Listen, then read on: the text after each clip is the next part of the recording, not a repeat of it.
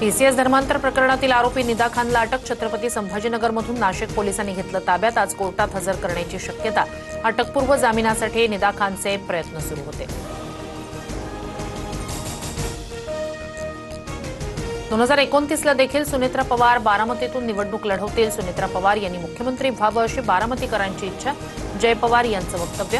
तर मुख्यमंत्री पदासाठी लागणारं संख्याबळ फडणवीसांकडे. जयकुमार गोरे यांची प्रतिक्रिया.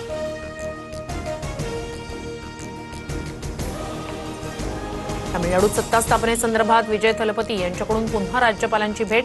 तर आधी बहुमताचा आकडा सादर करा, मगच शपथविधी. राज्यपाल आर्लेकर यांची भूमिका. सूत्रांची माहिती.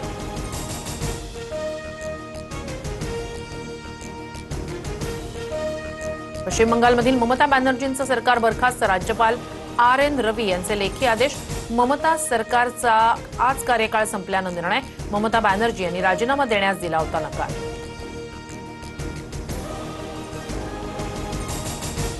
पुण्यातील थेऊर अत्याचार प्रकरणी पोलीस ऍक्शन मोडवर. पोलिसांकडून 24 तासात आरोपी विरोधात चार्जशीट दाखल. फास्ट ट्रॅकवर प्रकरण चालवण्यासाठी तातडीनं प्रक्रिया सुरू. गिरणी चालकानं केला होता अत्याचार. राज्यातील अनेक जिल्ह्यांना अवकाळी पावसाचा तडाखा. नाशिक, नंदुरबार, अकोला, अमरावती, वाशिमसह बीडमध्ये पावसाच्या सरी. उकाड्यापासून नागरिकांना दिलासा. मुंबई पुणे मिसिंग लिंकवर वाहनं थांबवून फोटो आणि व्हिडिओ काढणाऱ्यांवर कारवाईचा बडगा. आठवड्याभरात 1,63,000चा दंड वसूल. राज्यातील 10वी बोर्डाचा आज निकाल लागणार. बोर्डाच्या वेबसाईटवर दुपारी 1 वाजता ऑनलाईन निकाल पाहता येणार. मुंबईत डॉक्टर ई मोझेस मार्गावरील मुख्य जलवाहिनीला गळती. युद्ध पातळीवर जलवाहिनी दुरुस्तीचं काम सुरू. मुंबईतील काही भागात आज पाणी पुरवठा पूर्णपणे बंद राहणार.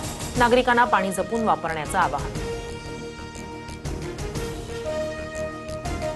जगभरात पुन्हा एकदा संसर्गजन्य आजाराबाबत चिंता वाढली. हंता व्हायरस चर्चेत. काहींचा मृत्यू झाल्याची WHOची माहिती.